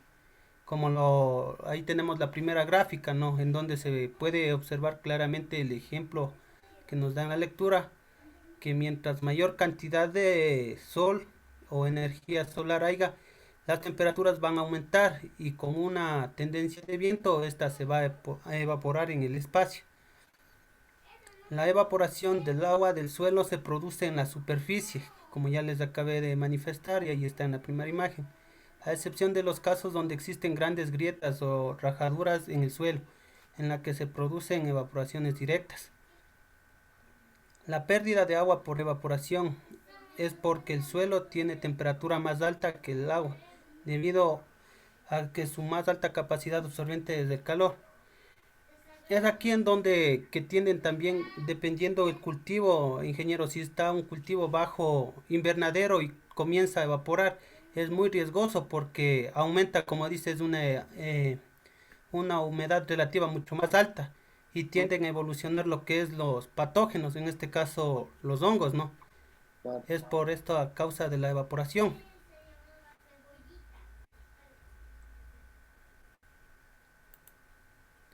Los factores que influyen en la evaporación, y uno de ellos estaban lo que era la naturaleza del suelo, el calor. Ujú. Factores que influyen en la evapotranspiración. Ahí están los climatológicos, como les decía, los edáficos, factores de la planta, factores fitotécnicos, factores geográficos, agua disponible en la interfaz, como se lo aprecia acá en la imagen que tenemos al costado. Bueno, les voy a dar a conocer lo que es Al la hablar de naturaleza del suelo. factores fitotécnicos, ¿a qué se refiere? Los factores fitotécnicos, estamos hablando de el modo de control de, digamos, los cuales estén abundantemente en el mercado, ¿no? Un fitotécnico, para controlar algún tipo de plaga, en este caso estaríamos hablando. Exactamente. Ya.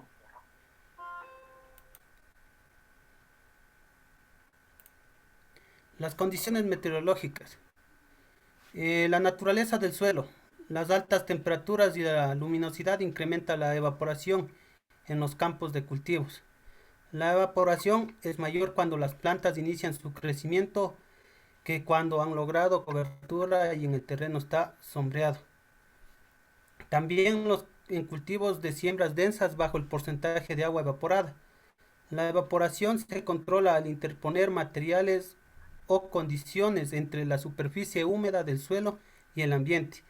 Por ejemplo, al usar coberturas de plástico biodegradable, paja, papel, tierra suelta o arena, hojas secas. Estas que acabo de mencionar son para tratar de retener la humedad en el suelo y que no se evapore. En frutales de hojas caedizas, estas se constituyen en una cobertura natural que además de reducir la evaporación van a mejorar el contenido de materia orgánica como base para una agricultura biodinámica. Esto de la agricultura biodinámica, ingeniero, estamos muy relacionados en lo que es la agroecología porque habla de cultivos asociados prácticamente. Y justo el día de ayer estábamos hablando algo de esto y en la investigación que se realizó llegamos a la conclusión de que era algo real, ¿no? De lo que se habla en las clases. En condiciones de agricultura extensiva se recurre a la cubierta natural, como pasó ya una imagen en donde se cultiva bajo invernadero. Bien.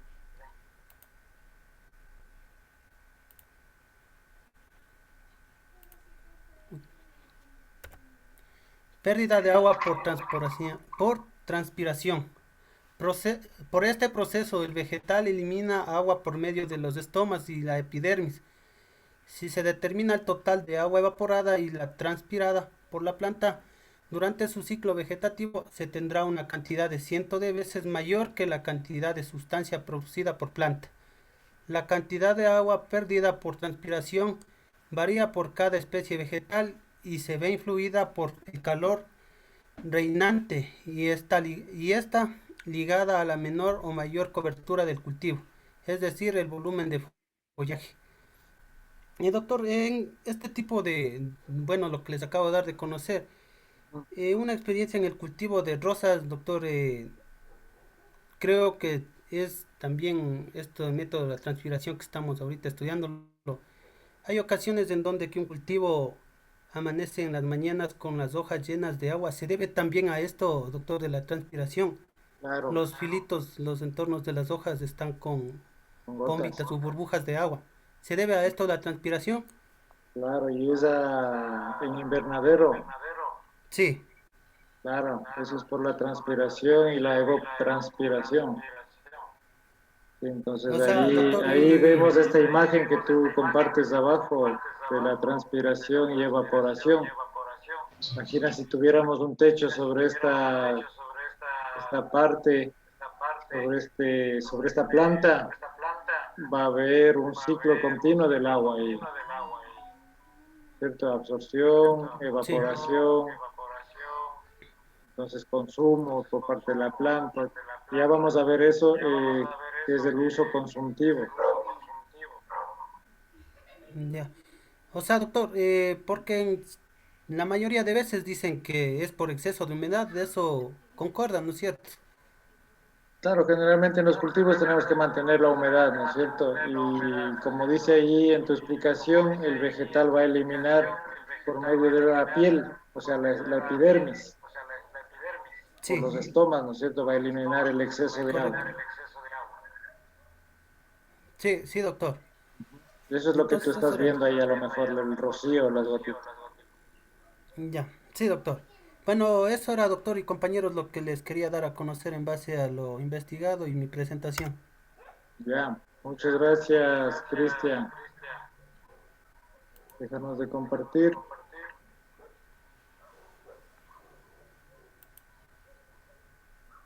Ya, entonces no se olviden, las vías de pérdida de agua del suelo son por escurrimiento superficial, por percolación o drenaje, evaporación y transpiración. O sea, por 4 vías, ¿no es cierto?, se pierde en el agua. Acuérdense, estas son las formas en las cuales la planta elimina el exceso, ¿sí? O los suelos eliminan el exceso de agua.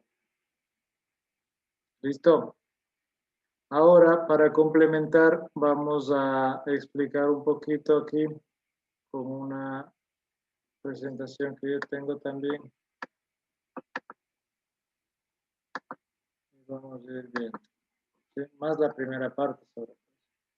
Entonces, ya dentro de lo que corresponde a esta unidad 3, en lo que es el agua y los riegos, nosotros vamos a conocer, ¿no es cierto? Sabemos que el 70% de todos los seres, de todos los seres vivientes, de todo lo que es el cuerpo, la célula en general, está compuesto por agua, ¿sí? Entonces, eso es lo que determina prácticamente la vida. Miren que si evaluamos solamente los ojos, tenemos 95% de agua, en el cerebro 83%, el corazón 75%, sangre 94% es agua, los riñones igualmente, sí, los músculos 75% son agua, los pulmones igualmente. Entonces todo es agua prácticamente y es el recurso más valioso que nosotros tenemos que aprender a conservar y a manejar de la forma correcta, ¿sí?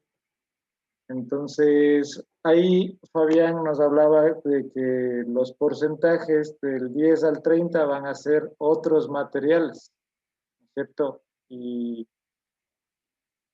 más o menos de este 10 al 30%, nosotros vamos a tener un 90% que está constituido por carbono, hidrógeno y oxígeno.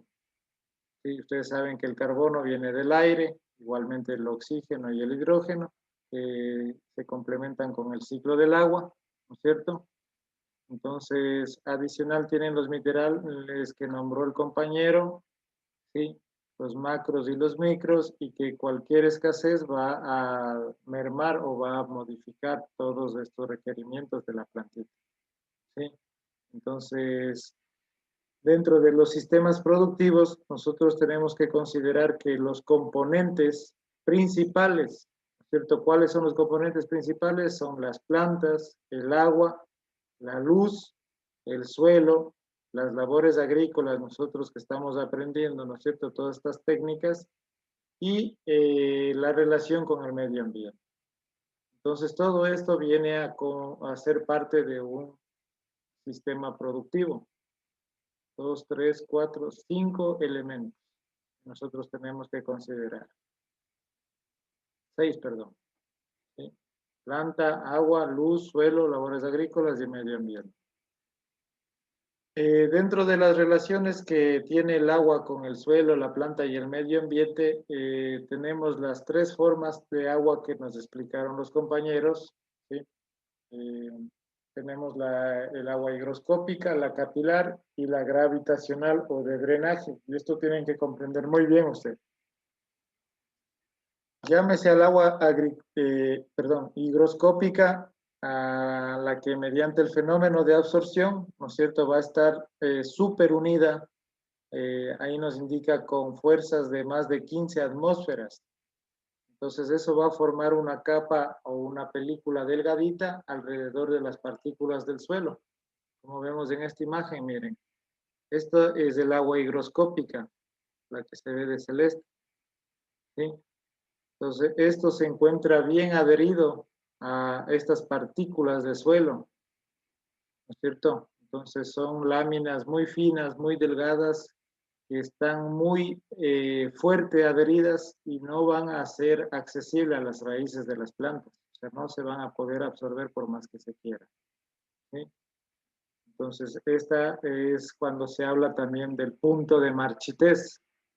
Pues ahí vamos a tener que un suelo está muy seco, pero igualmente conserva una humedad profunda, pero no es de forma asimilable para las plantas en el agua higroscópica. Mientras que el agua capilar, también conocida como de capilaridad, es la que sí va a estar en forma disponible, ¿sí? Entonces es la que se encuentra, como vemos en la imagen, está ya en forma más libre, ¿no es cierto?, entre los espacios de las partículas del suelo, y esta no tiene fuerzas que las van a adherir, ¿no es cierto?, a las partículas. Entonces esta sí es más, ¿cómo podríamos decir?, más asimilable, más libre, ¿no es cierto?, el agua capilar. Y el agua gravitante o de drenaje, sí, como dice la palabra, la mueve por la gravedad, sí, después de haberse saturado el suelo con un agua de lluvia, ¿no es cierto?, con un agua de riego, esta por acción de la gravedad va a ir a las partes más profundas, sí, a las capas inferiores, al subsuelo. Y estas igualmente no van a poder ser absorbidas por las plantitas, ¿sí?, porque están en una parte muy profunda en el subsuelo y no van a poder aprovechar las raíces. Entonces, este suelo va a quedar como reservorio con esta agua gravitante, ¿sí?, debido a que cuando ya se saturó, esto por gravedad va a llegar a las partes más profundas, ¿sí?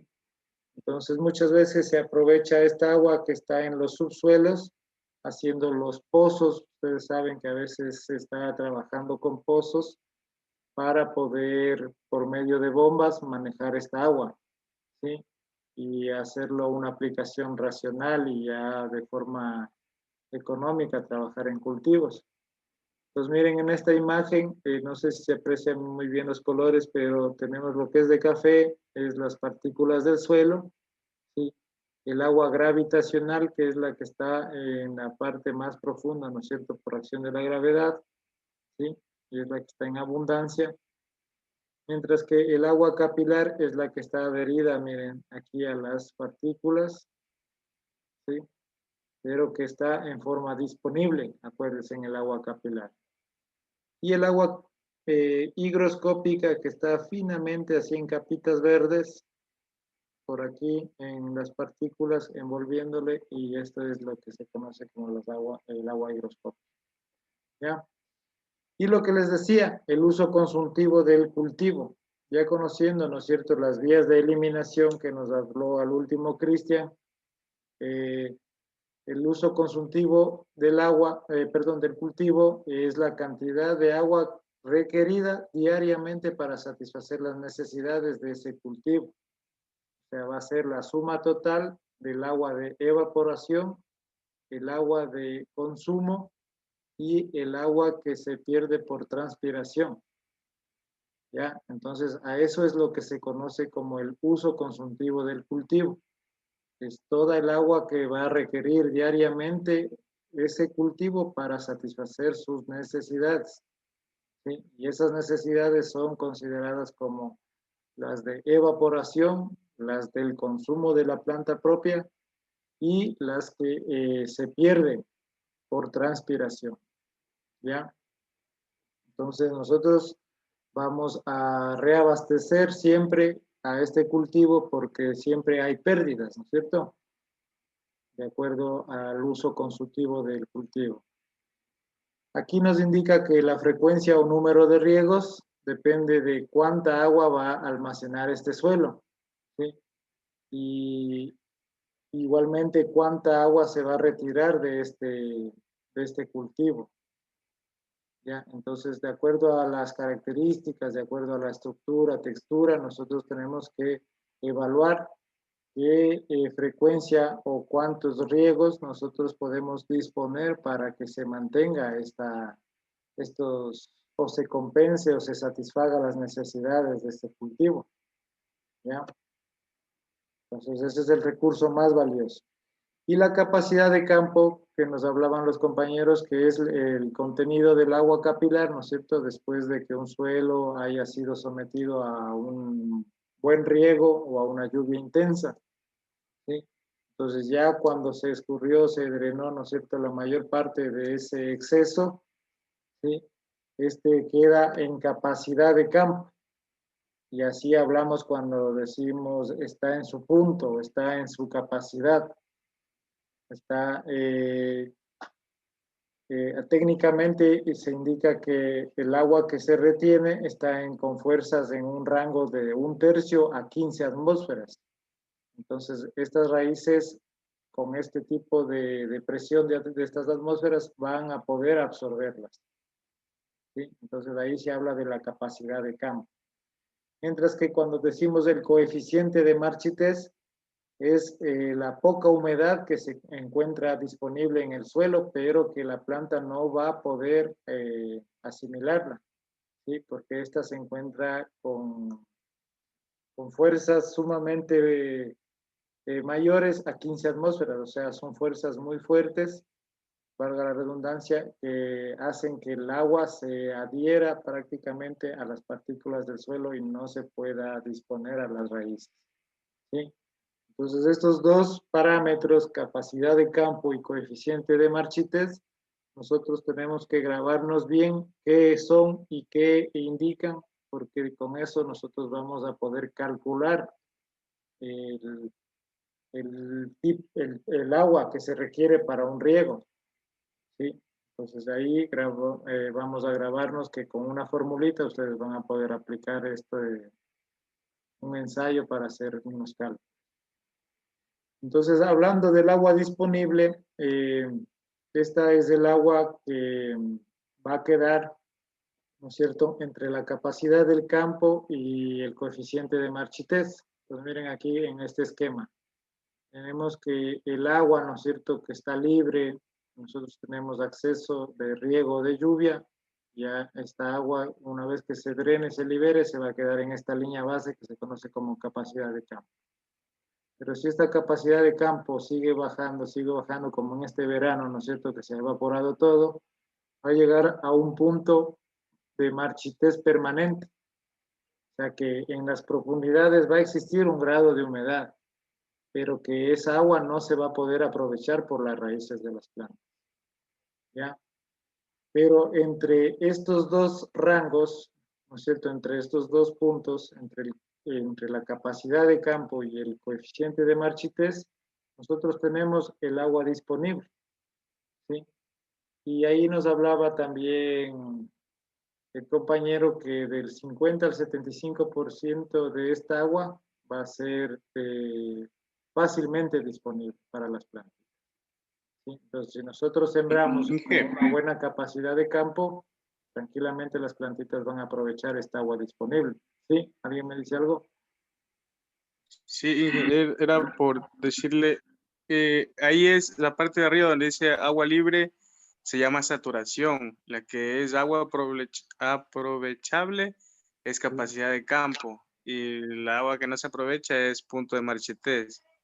Exactamente. Son Sí, tres entonces, partes. imaginariamente yo les decía que esta agua libre puede ser de una lluvia, por ejemplo, o de un excedente. O de un riego que se mandó en excedente, ¿no? Sí, pero todo eso va a llegar a un punto en que se va a drenar, se va a percolar, se va a evaporar y va a llegar a esta parte del suelo, a una capacidad de campo cuando uno dice está en su punto pepa para sembrar o para realizar ahí una labranza, un buen cultivo. ¿Ya?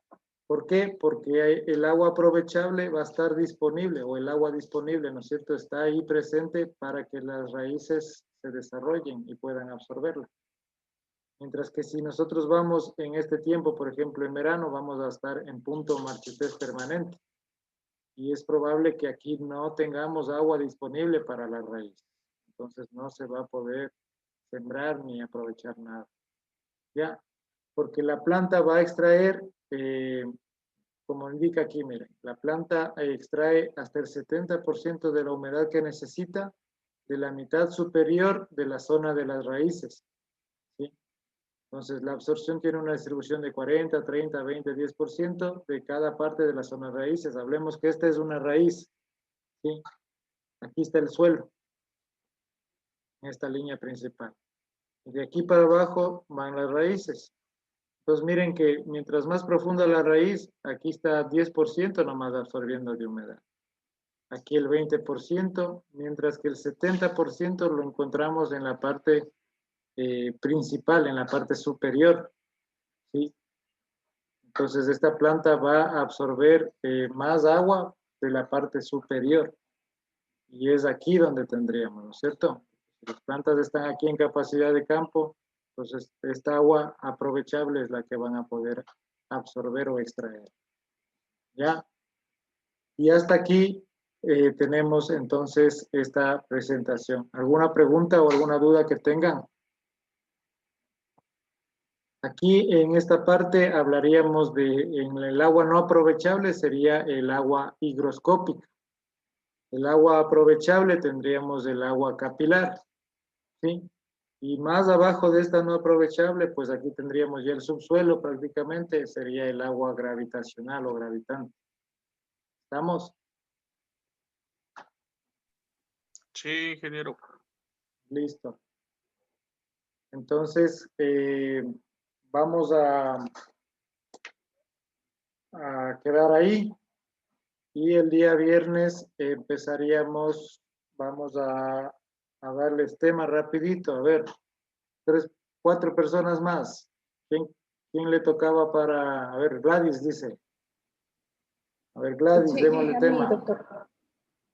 Vamos a la página 116 me quedé. 119, no, 120. Vamos ya al capítulo 9, métodos de riego.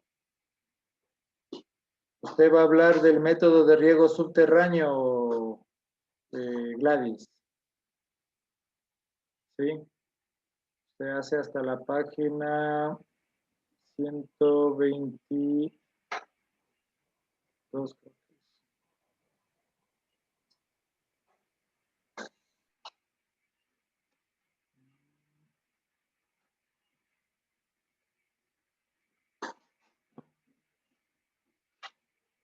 Riego por sumersión o pozas. Hasta antes de riego por sumersión o pozas va a dar usted ya.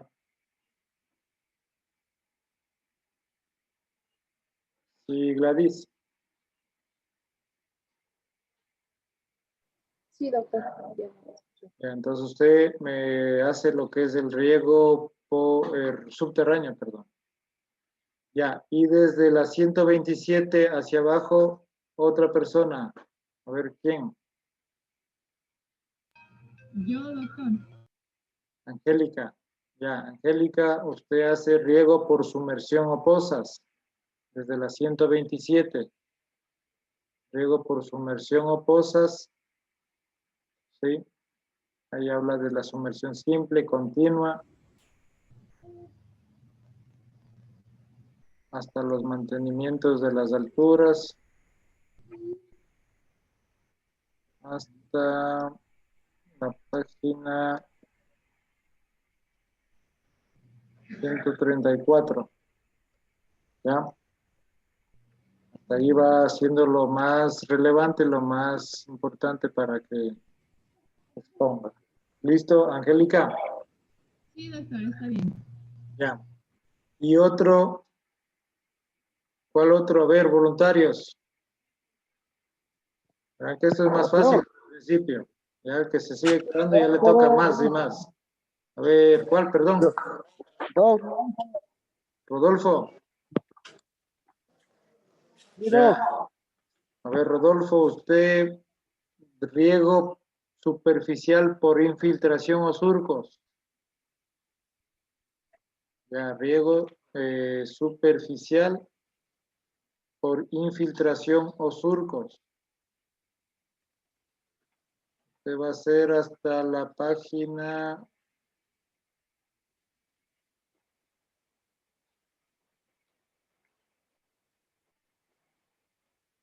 La página 138, hasta antes de características de los surcos de infiltración. ¿Listo? 138. Sí. Hasta antes de características de los surcos de infiltración. Desde la 134. Sí, 134 creo que era. Viado. Ya. Sí, desde las 130. No, a ver, más atrás, desde las 100.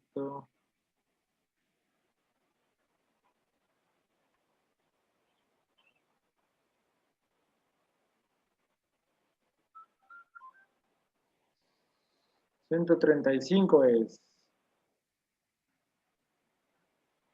Rodolfo, no. Desde la 135 hasta la 138. Ya lo estoy revisando. Riego superficial por infiltración o surcos. Ya. La número 2. Ajá, sí. Y el otro es, a ver, ¿quién me estaba pidiendo? Eric. Ya, Eric, tú vas a hacer desde la página 138, igualmente características de los surcos de infiltración. ¿Sí? Hasta la 141, hasta donde dice riego a presión o presurizado, hasta antes de eso. ¿Sí? Hasta antes de riego a presión o presurizado. Ya, y uno más. A ver. Jiménez. Rafael. Listo. Tú desde la 141, riego a presión o presurizado. Desde la 141. Espera, desde la 141. ¿Ya? Sí. Riego a presión. A ver, aquí, espera. Riego a presión a ver, o presurizado. ¿Ya? Hasta la 143. Tú terminas con lo que dice lluvia artificial. 140. Ya, y hago una presentación de GamePoint. Claro, así como hicieron los compañeros. Ya, listo. Ya. Para mañana, para el viernes. Para el viernes. Ya, hasta ahí listo, quedemos listo, y de ahí pilas. volvemos a delegar temas. ¿Listo? Entonces quedamos así los compañeros para que preparen para el día viernes sus presentaciones y así mismo vamos a ir reforzando cualquier cosita. Y vayan leyendo, por favor, que ahí tienen más información, ¿sí? Porque ustedes saben que aquí en la clase muchas veces están viendo que huele el mosco, viendo otras cosas, se me descuidan, entonces vayan poniendo más atención ahí en su clase. ¿Listo? En su PDF. Entonces quedamos para el día viernes, la próxima clase a la misma hora, ya saben, por el mismo enlace. Una buena noche a todos, muchas gracias. Hasta el viernes. El viernes. Buenas noches.